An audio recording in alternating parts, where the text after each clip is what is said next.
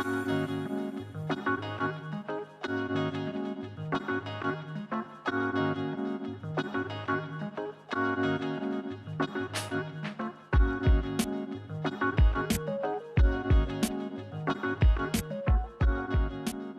everyone, welcome to this ballet series. My name is Kyle DuPree and I will be your instructor.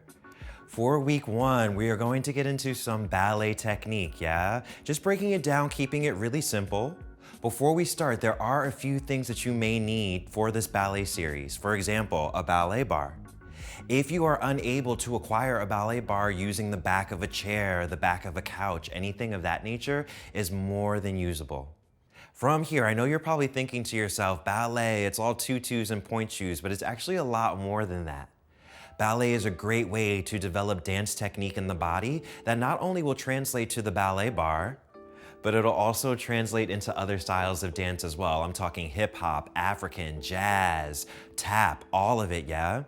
Ballet is a great way to really learn about your body and all of the body from the head all the way down to the toes, really figuring out how to use the body to its fullest potential and also protecting yourself as well. Once you've developed technique in the body from the ballet bar to the floor and then taking it on out of the classroom, you'll begin to realize that your body not only feels better in other styles, but you can also really see how you're feeling both inside and mentally as well.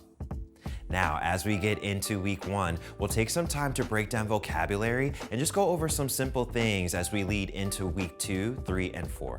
Throughout this series, it doesn't really matter if you are a beginner ballet person or an advanced ballet person. For example, if you're a beginner, of course this is all gonna seem fresh and new to you. So take this series to really soak in what's happening at the bar. Really try to acknowledge what's going on. It may not click right away for you, but allow yourself to come back to these videos whenever you need as a reference. If you're more of an advanced or intermediate student, it's always great to come back to the basics. So it may seem as though doing a simple tendu or a simple plie is something that you already know and is in your body, but always coming back to the ABCs, 1, 2, 3s, as I like to say, is a great way to keep in touch with your technique, keep it clean, keep it fresh, and also that'll allow you to keep your body a little more healthy. The reason why we have predominantly black dance companies in America and around the world is just because people of color wanted to see themselves in these spaces, right, that they weren't able to occupy before. For example, Dance Theater of Harlem, which was started in 1969 by Arthur Mitchell, is a beautiful black dance company that really focuses on classical ballet, but on black bodies, on people of color.